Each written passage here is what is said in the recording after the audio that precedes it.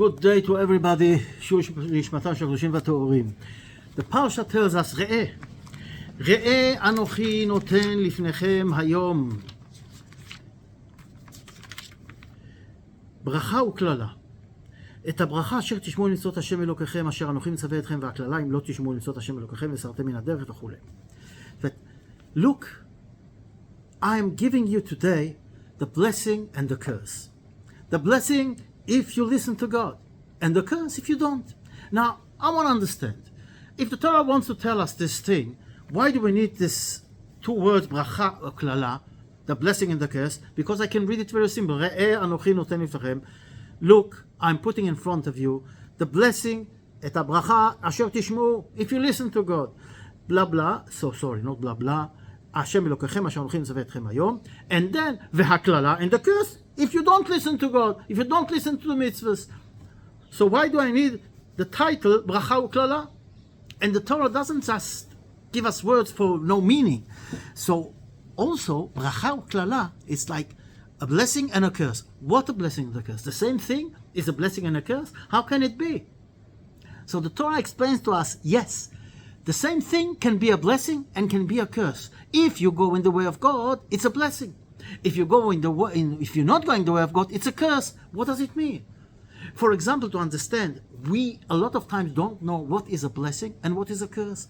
Like this guy who had a very important meeting in China, and this is going to give him parnasa for the whole year. So he books a ticket, he goes on his way at the same in the morning, and unfortunately there is a strike on the roads. They fire with the tires, and as we see what's happening here, and he misses the plane, he misses his flight. Wow, doesn't know what to do. And then on top of this, he hears that his competition took his place.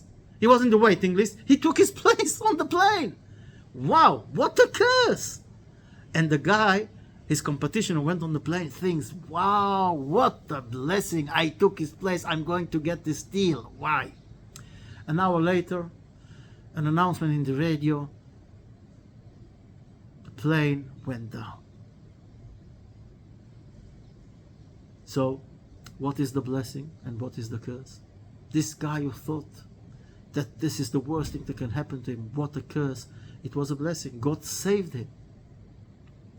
And the other guy was thought, wow, what a blessing. Unfortunately, it was a curse. So, in other words, we really don't know what is a blessing and what is a curse. I know it reminds me years ago, I had to pay money, a big amount of money, to one of our suppliers abroad. And 2 days before, I had this garden furniture set on the show, in the garden, and a guy came and wanted to buy it. I had a whole argument. I gave him a discount, another discount, and I meant cash money.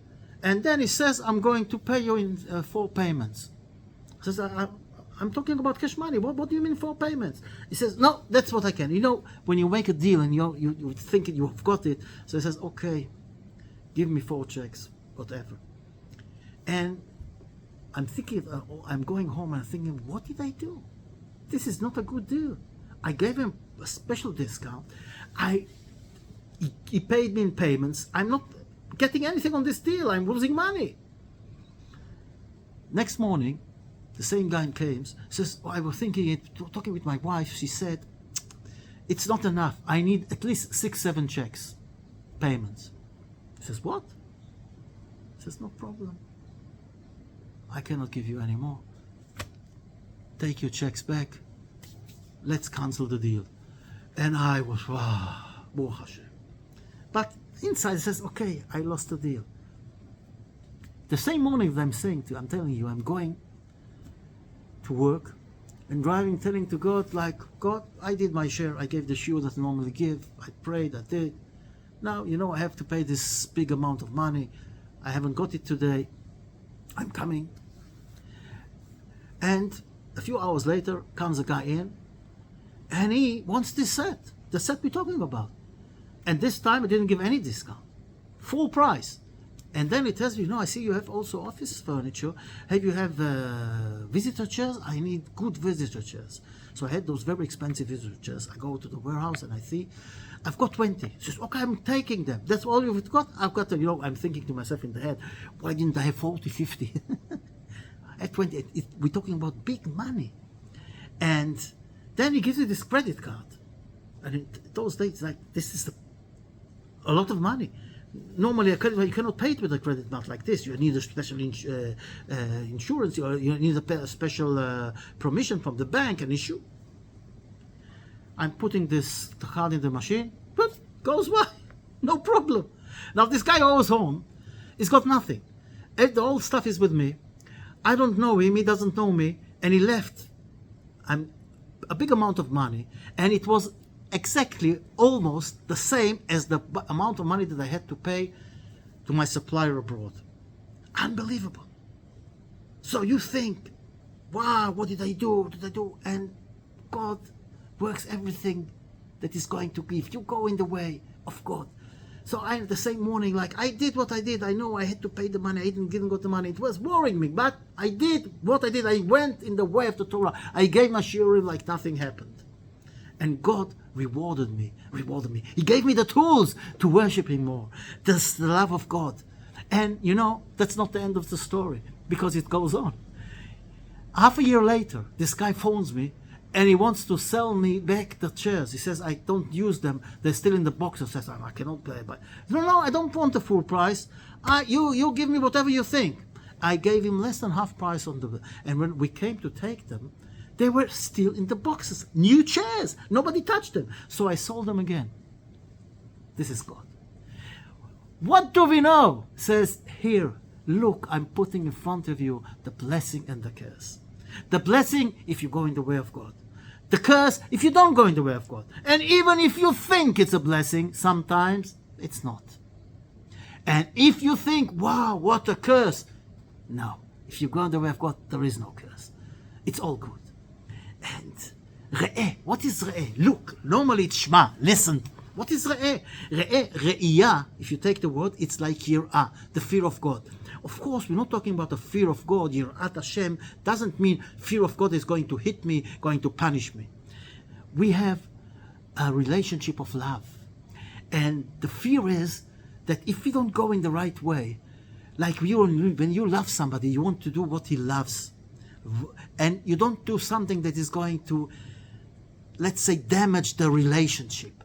And when we don't go in the way of God, we might damage this relationship between us and God and cut this good connection. That's the Yirat HaRomemut. To understand and look in the eyes and see what God is all giving us. Unfortunately, sometimes what do we see? We see, like this guy went to a museum, the Louvre in Paris. And this was a very important guy. And they show him around. And he looks at the picture of the greatest painters of all times. And he says, what? Rubbish. What is this kishkush? What's this? That's crap. Another one. So this guy sees, the guy goes to glasses. He says, 1 minute, give me the glasses. And sees the glasses are so dirty that you cannot see anything through them. Everything is distorted. He takes the glasses, cleans them, and he gives them back. He says, now let's go again. He says, wow, what a painting. Oh, what's this? Unbelievable. See, that's the same thing. We look at the world sometimes with scratch, dirty glasses from Yetzer Hara. He's showing us a distorted picture. And instead of seeing the Torah the right way, we see the wrong way. Re'eh Anochi, clean the glasses, go in the way of the Torah, then you will see the right way. Unfortunately, sometimes we look with those dirty glasses from Yetzer Hara and we see the wrong things. Clean the glasses, put on the glasses and look through them to the way of the Torah. That's the right way to look. Re'eh Anochi noten lifnechem hayom. The right way to look at things is to see them with the eyes of the Torah. And what is Anochi? So how do we prevent those problems? He says Anochi is me. There are a lot of other explanations, but I'm going to touch this one now. Because the first Dibra in the Torah from the Ten Commandments is Anochi Hashem. Anochi Hashem, you can also write Ani, says the Rav Neugershal. Why is this not me and Anochi? Anochi is this thing that you put, and it shows you Anach, this Anach, that I don't know how you say it in English. It shows you that the wall is straight. In other words, God says, Re'eh Anochi. If you want to go in the right way, there is only one way, Anochi. Look at God. Look at the way of God. That's the right way to see. Otherwise, you don't see the right picture. You see a distorted picture. And you might go in this wrong way. So, look through the Torah and you will see the right way. Anochi is also this ego trip. Me. Re'eh Anochi. We look at things from our point of view, from our egoistic point of view. Me, I am, I want, and we have to understand, take away this ego trip that we've got, and look now with straight eyes and see the right things. And this brings me to the three monkeys. You know the three monkeys? Yes, you of course know. Everybody knows. One monkey is covers his eyes, the one covers his ears, and the other one covers his mouth. And we all know, what is it? I don't see, I don't hear, I don't talk. Yeah, I'm ignoring everything around me. Which is wrong. You shouldn't ignore. I checked in the internet, where does this come from? And I found out there are a few opinions. One says it's originally from Japan, and the other opinion that is maybe more logical is from China, from Confucius. Confucius was a Chinese philosopher, and listen what he says. On this is built this idea of those three monkeys.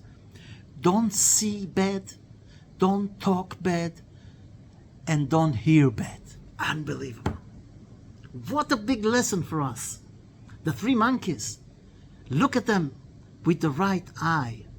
Re'eh says, if we're talking about things, sometimes cover your eyes. Don't look. That's not the place to look. It's going to, let's say, it's going to damage you.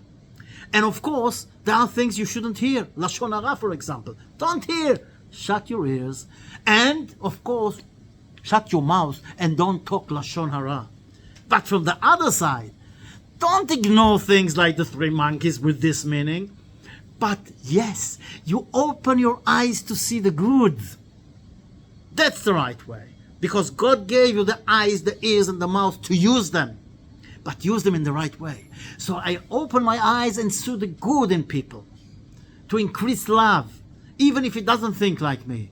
See the good. See the right way. See the blessing. Go in the way of God. And open your ears to hear good things. Lashon HaTov, Divrei Torah. And of course, open your mouth with Lashon HaTov. Talk nicely on people. Talk Torah. So, a big lesson for three monkeys. And another lesson, we in Tehillim says David HaMelech. Einayim lahem velo yiru. They've got eyes and they don't see. Oznayim lahem, they've got ears and they don't hear. They have a nose and they don't smell. They have hands and they don't touch nothing, and go on. So we don't need Confucius, that's written, and this is talking about idol worshippers. To understand they are going in the wrong way. They are looking and worshipping things that have got no meaning. They don't move, they don't talk, but they still go in this way. But we don't go in this way. We worship God. We don't worship idols that have got no meaning. And even if it looks like they're doing things, it's only on the bad side. So, says God to us, look, I'm putting in front of you the blessing and the curse. Yes, it's connected together. If you go in the way of God, then it's a blessing. Not only this, you can turn a curse to blessing if you go in the way of God. והכללה, אם לא תשמעו. But if you don't go in the way of God, it's going to be a curse. And I want to finish with this story that the Or HaChaim HaKadosh brings, a very famous story about this old guy sitting in front of two roads. You look at one road, It looks heaven. Beautiful roads, flowers, birds, water running. Wow. The other side is another way. Looks holes, no road, and you hear animals like tigers and like frightening way. Which way would you choose? Which way? Of course, I choose the nice way. But then the old guy stops you. 1 minute. I want to explain something. You see this beautiful way? This is for 1 mile, 1 kilometer. After 1 mile, it turns into hell. It's going to be with no roads, no water, only holes and terrible animals like tigers and lions and all the tourists of the world. This way, that looks terrible, it's only for 1 mile. After 1 mile, it's paradise. Birds singing, roads, running water, beautiful weather. So now, what are you going to choose? And that's exactly the whole idea. God puts in front of us 2 ways. One is the way of this world. It looks like paradise. All the joys of the world. But this is ta'ava. This is desire for the wrong things. This is the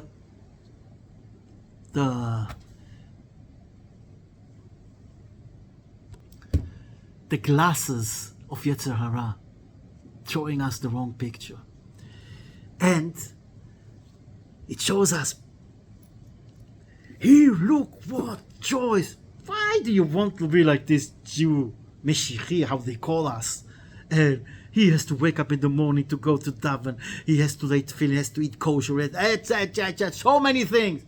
Who needs it? But this is when you look at the road, at this world, in the eyes of Yetzer Hara. But when you realize, when you look at the eyes of God, the eyes of the Torah, and you understand that all those joys, all those flesh joys, all those desires are wrong. They are not going to lead you to anywhere. We all know it. It's, for example, the most drugs, drinking. It's a joy. You're enjoying it now, but then you are a drug addict. And who knows how it's going to end. This is like on the physical side. And the spiritual side, you lose everything. From the other side, you see, yes, we have to wake up in the morning, we have to daven, we have to keep kosher, we have to do the mitzvahs. But this is Olam Hazeh. And then we get Olam Haba, paradise. So, Re'eh, look. Anochi noten lifnechem hayom. I'm putting in front of you the blessing and the curse. The blessing, if you go in the way of God. The curse, if you don't. All the best. Shefa, Brucha, V'atzlucha.